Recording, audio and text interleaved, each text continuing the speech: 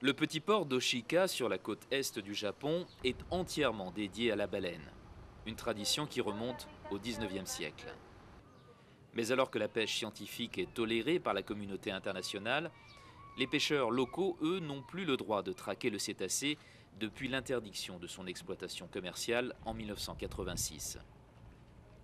Seuls ces deux baleiniers, actuellement à quai, participent régulièrement à des campagnes de chasse scientifique au large des côtes.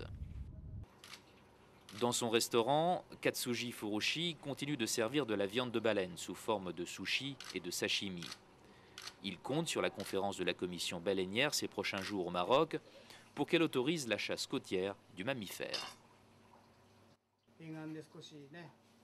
Si nous pouvons de nouveau pêcher au large de nos côtes, disons 100 à 200 baleines par an, cela pourrait avoir un impact économique et faire revivre notre communauté. En attendant, il s'approvisionne auprès d'une agence gouvernementale qui redistribue au compte-gouttes la précieuse marchandise. Les restaurants comme le sien sont de plus en plus rares.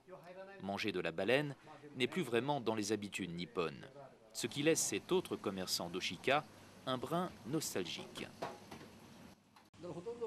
Les 3/4 de la population dépendaient de cette activité. On avait baptisé cette artère rue de la Baleine.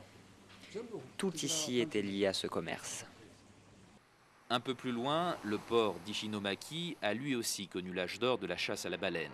Aujourd'hui, c'est un arrivage beaucoup plus modeste qui occupe les ouvriers de son marché aux poissons. Son patron, lui, ne se fait guère d'illusions sur l'issue de la conférence d'Agadir.